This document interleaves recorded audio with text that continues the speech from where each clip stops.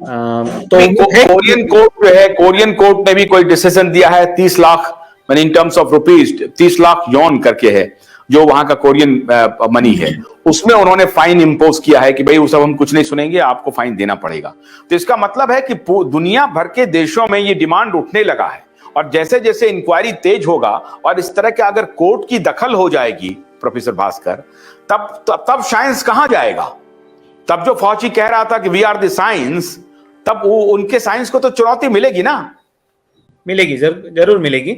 The narrative will change, we have to keep at it.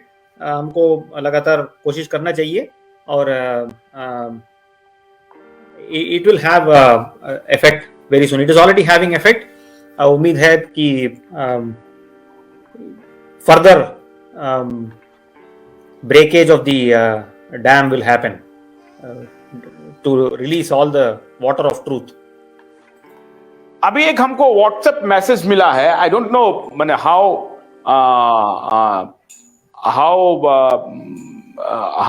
this message is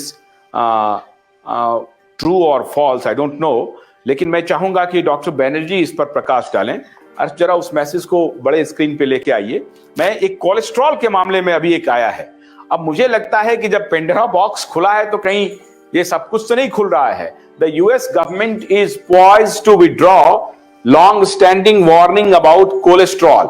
doctor Banerjee, क्या आपको इस बारे में कोई जानकारी है? ये कोलेस्ट्रॉल के बारे में यूएस गवर्नमेंट ने विड्रॉ कर लिया है, जो पहले जो अंडरस्टैंडिंग थी कि ये जो फास्ट फूड है या बटर या चिकन, ये सब जो है, the Nations top Nutrition Advisory Panel has decided to drop its caution about eating cholesterol-laden food, a move that could undo almost 40 years of government warning about its consumption. ये मैं इसलिए दिखा रहा हूं डॉक्टर साहब, क्योंकि अब ये साफ लग रहा है कि ये वॉशिंगटन पोस्ट की खबर है, और ये कब की खबर है ये मेरे पास उसमें लिखा हुआ नहीं है। पुरानी खबर है ये, 2015 की खबर है ये। हाँ, ये पुरानी खबर है, फरवरी 2015 की है। इसमें भी असीम मल्होत्रा जी निकल के आ रहे हैं सामने बार बार कि किस प्रकार से जो फार्मा कंपनी, फार्मा माफिया जो काम करती है, ये निकल के आ रही है।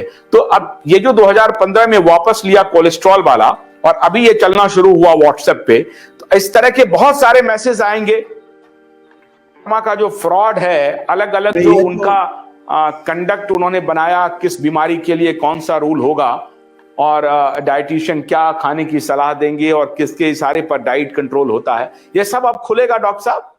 ये तो मैं कोलेस्ट्रॉल का तो बहुत बड़ा स्कैम है। इसके ऊपर मैंने एक लेख भी लिखा है साइंटिफिक जर्नल में, मैं आपको डालूंगा आपके वेबसाइट यूएचओ साइट में। तो ये कोलेस्ट्रॉल क्या था कि इसके ऊपर भी स्टैटिन का हाथ है। स्टैटिन जो ड्रग्स है जो कोलेस्ट्रॉल को कम करते हैं, इसने स्टैटिन में क्या मार्केटिंग, बहुत हाई प्रेशर मार्केटिंग किया। तो जो यंग पीपल लोग को भी, जो 40-50 ईयर्स में भी, या एल्डरली को भी स्टैटिन दिया। और ये कोलेस्ट्रॉल का पीछे कई, नॉट ओनली फार्मा इंडस्ट्री का ये था हाथ, उसमें pressure was from the sugar industry also, and not only sugar industry, from the tobacco industry also. Initially 60-70s में पता चला था कि टोबैको से हार्ट डिजीज भी बढ़ते हैं, कैंसर भी बढ़ते हैं। तो tobacco industry did not want कि उनका मार्केट कम हो जाए, तो उन्होंने कई साइंटिस्ट को प्रेशर करके डाइवर्ट कर दिया रिसर्च टुवर्ड्स कोलेस्ट्रॉल। तो कोलेस्ट्रॉल को एक ब्लैक शीप बना दिया, और इसके पीछे शुगर इंडस्ट्री का भी हाथ था। जब फिर अमेरिकन हार्ट एसोसिएशन ने जब ये गाइडलाइंस निकाले कि कोलेस्ट्रॉल और high fat, saturate fat is harmful, तो कई लोग ने फिर कम कर दिया कोलेस्ट्रॉल लेना। और उसके बाद क्या हुआ, शुगर का कंजम्पशन बढ़ गया, उससे obesity shot up very fast. तो अभी जो रिसर्च करके बताते हैं कि जो saturated fat is not as harmful as sugar, क्योंकि सैचुरेट फैट खाने से आपको ज़्यादा देर तक भूख नहीं लगता है, आपको एक फुलनेस एक आता है।